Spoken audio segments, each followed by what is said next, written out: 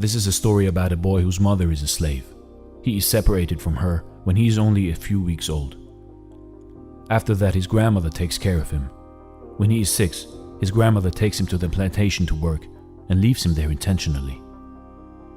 He never recovers from this betrayal of abandonment. Later on, he's sent to work for a ship carpenter by his master.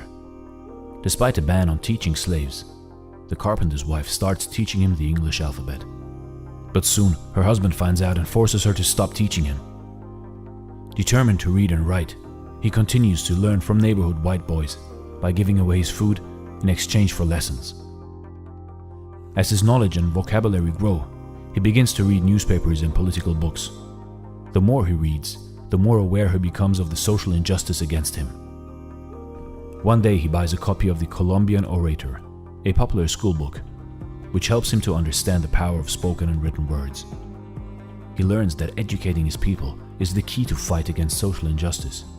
So he starts holding church services to teach other slaves how to read and write.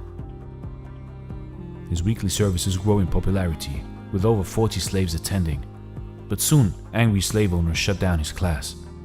He gets sold to a new master. His new master is a monster in form of a human being. He enjoys whipping his slaves who won't follow orders. Our hero endures this brutal whipping for about 6 months, until he can't take it anymore, and one day he fights back. The fight between him and the brutal master lasts for 2 hours, and eventually the master surrenders. On that day, he restores his sense of self-worth, and he vows to never let anyone beat him again. At the age of 20, after 2 unsuccessful attempts, he finally escapes from slavery by impersonating a sailor and flees to the north. To continue fighting against injustice against his people, he decides to spread his knowledge and wisdom. Whenever and wherever he can, he attends abolitionist meetings. In 1841, after attending an abolitionist convention, he takes the opportunity to become a lecturer for the Massachusetts Anti-Slavery Society. This leads him to public speaking and writing. Soon, he starts writing and publishing books on slavery and founds an anti-slavery newspaper titled The North Star. A lot of white people aren't happy and don't want to let him do these things, and one day, while participating in a lecturing tour, he's chased and beaten by an angry mob before being rescued by a local family. But he's determined to continue fighting his fight against injustice. In addition to abolition, he also participates in the first Women's Rights Convention. Soon Frederick Douglass is recognized internationally as a human rights leader fighting against the slavery system and standing in for women's rights. He goes on to become a trusted advisor of President Lincoln. He advises the president on the treatment of black soldiers and urges him to give all black men and women the right to vote. In 1863, President Lincoln declares the freedom of all slaves. Douglass becomes the first African American citizen to hold a high U.S. government rank. He is also the first black person to receive a vice presidential nomination, although he did not campaign for the office.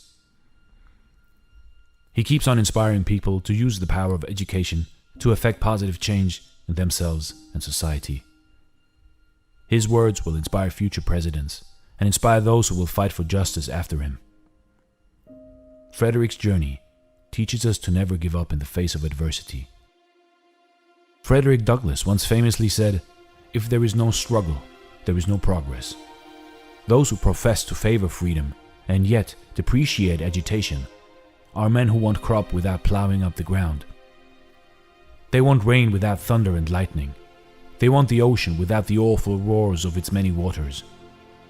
This struggle may be a moral one, or it may be both, moral and physical, but it must be a struggle. This is Dare to Do Motivation, real life stories. Thanks for watching, and as always, stay blessed.